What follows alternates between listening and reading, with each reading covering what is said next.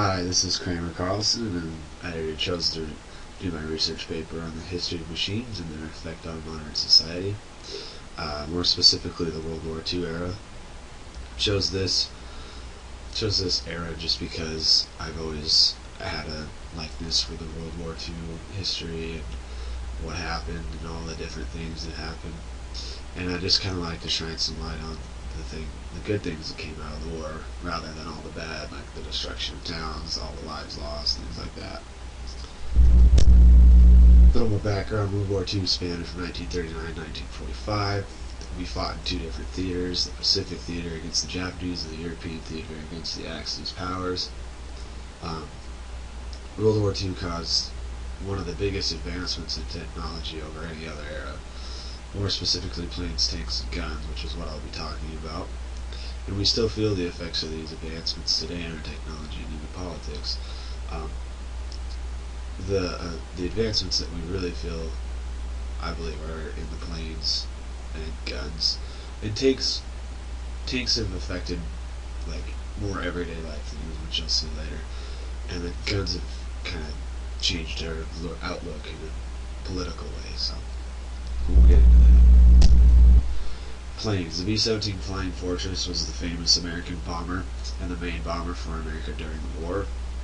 It did carry the atomic bombs that were dropped on Japan, and it made Boeing a household name by itself, really, because the military put out a bid that they needed a big bomber for the war effort, and so they looked at other companies that put in their ideas and prototypes and all that different thing, and Boeing ended up winning. And then so once the military started funding it and helping them with better designs, better designs, Boeing ended up producing all of the B-17s, which is why the B is in front of the number that stands for Boeing. And so the Flying Fortress was known as a Flying Fortress because it was the biggest plane kind of at the time. It was 103 feet 9 inches in span, 74 feet 9 inches in length, weighed about 65,000 pounds, and it had four 1,200 horsepower engines on it. Carried two pilots, a bombardier, a radio operator, and 5 gunners, and it could have anywhere from 11 to 13 machine guns on it at one point at the end of the war when they kept adding things to it. So that's where it got its name, Flying Fortress, because it had so much defense on it. So during the war too, jet propulsion was introduced by the Germans when they put out one of their planes that really kind of turned heads on how fast it could go and turn and do all these different things. More importantly, its speed is what really caught everybody off guard, because it could outrun anything at the time. And so jet propulsion, which leads into what I mean about how it's affected modern day societies. Without jet propulsion, we wouldn't be able to carry or make as big a planes as we have now, because of how much better jet propulsion is in regards to power and speed. And so like Boeing company, like their present day planes, they're like a B-747. They can be anywhere up to 3 stories tall, and like inside their plane they could have 3 different levels. It could be used as a cargo plane, and it can go intercontinental, which means it could fly from like Japan to the United States, China, Bahamas, anything like that. Long distances that are now possible with big loads of people or planes or whatever. And so you'll get to see a better idea of that here on the next slide, but here we go. And Boeing is more of a household name because of World War II, and they won that bid and made all that money doing it. And so that caused them to really be ahead of everybody else, and that's why they still are today. They're probably the biggest, and if they're not, they're probably really close to being the biggest producer of planes out there. So here's the picture. says Intercontinental right down here, and so this is the Boeing 747. It's way bigger than you can see than the Flying Fortress, the B-17 right here. And they consider this Flying Fortress to be massive during their time for a fighter plane and all that. But the Boeing in the background, as you can see, is just multiple times bigger. It's got big old jet propulsion engines on it, 2 on each side. It's got to have all this different support just to land. I mean, it's got at least 2 levels inside, and it flies intercontinental. The planes now are just massive compared to what they were. So I just kind of wanted to give a different look and kind of show this picture, which I thought was cool, how they were both put in the same camera shot. That kind of gives you an idea of what it was 70 years ago to what we are now. Tanks are known to be one of the worst things to see when you're on the battlefield. It's something that really intimidates anybody that's ever come across one. Just because you can hear them coming with the big rattle of the tracks. They shake the ground. They're loud, and they're pretty deadly. It's a big chunk of metal that you can't shoot a bullet through. So you need another tank, basically, or a tank buster, or like a rocket-propelled grenade. Which there wasn't a ton back then. They did have them, but it was more tank-on-tank battles in World War II. But the first tank was introduced in World War I. But it was pretty much just a big chunk of metal rolling through. It wasn't very mobile. It was really slow, and that's why it didn't really work out. And they weren't such a big deal in World War I because it's still known as trench warfare for a reason. They wouldn't advance much at all. But so the biggest advances from World War II. The Sherman tank was the United States' main tank in World War II. It had many flaws. It had not a ton of armor. The cannon wasn't very powerful at the time, and it really struggled against other tanks like the German tanks, the Panzers, and the Tiger tanks, and all those. Those were better than what we had at the time, so they really had to learn how to maneuver and play stuff to their advantage. Although they did make updates to the Sherman as the war went along.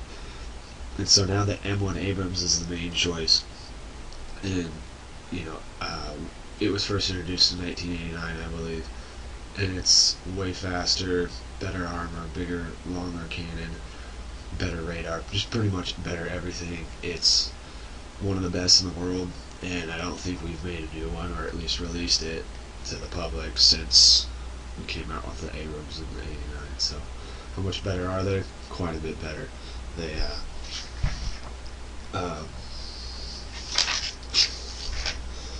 its top speed's 45 miles per hour, so it moves compared to what the Sherman is, 25. So here's the Sherman, and here's the M1, and you see these tracks here. Well, we'll talk about those here after this next slide and how big of a deal those are in modern day. But here's like the cannon, not much armor over here, but this thing is just decked out with everything, machine guns, anything you can want, anything you need for firepower. So what we learned from tanks, the tank usage right now isn't as high as it was in World War II, because obviously we needed tons of tanks at that time. Now, we don't deploy as many or keep as many, because everything's so much better.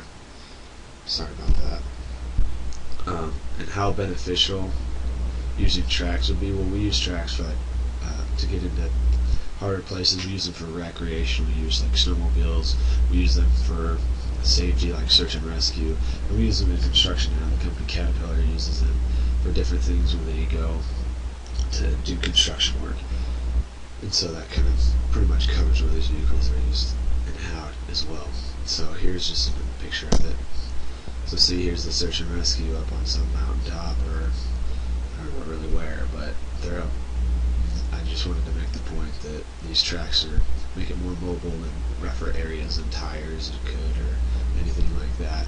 So here's just what I'm pointing at here, these tracks, these modern day, how we use them now and what they can be used for. Guns have always been obviously a big part of war. There's always different types: pistols, rifles, sniper rifles, machine guns. The Nazis versus the Allied weapons, who had the advantage? The Nazis did in the machine gun because of the MG42, but I'd say that pistols were the Allied, and rifles just really depended on the shooter. So I mean, you could, it depends a lot on the shooter and how to set them up and where to put them, and there's a lot more to it. But just one-on-one,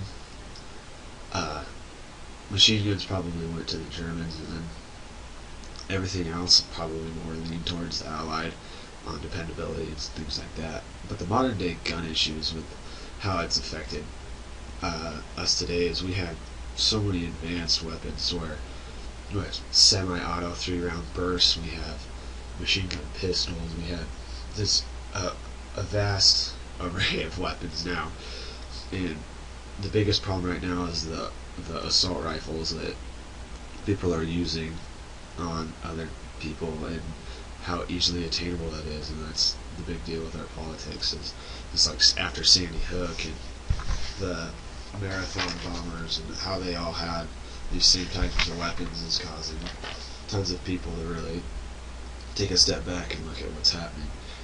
And so the NRA and our government are having a few talks about what's a good way to approach this, and you can't take away the rights from one of the amendments that we've always had. You know, guns have always been a good deal and possibly been a safety, kept America safe a few times because everybody knows that everybody here has a gun. So it spurred a lot of controversy lately. So these are the types of guns that we're trying to kind of get off. Pistols, not so much. Everybody, you're not allowed to have a pistol till you're 21, but you know, pistols don't seem to be the big issue. It's these types of guns right here that are decked out and can shoot quick and accurate, pretty big rounds. So these are the ones that are trying to get off the street, or at least make it to where you get a background check. It's still a big fight, but we'll see what happens. Just as a closing note, technology has developed so much over a span of 70 years. It just kind of makes me excited, really, to see what's going to happen in the next 70 years.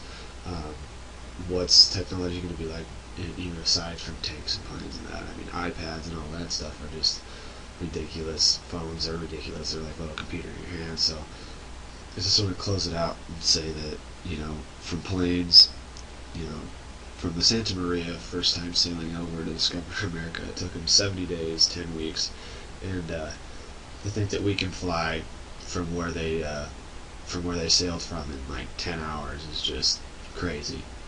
So, I mean, that's just another thing that technology has given us, and something we'll probably take for granted. But I'm just excited to see what comes in the next 70 years, and thanks for listening.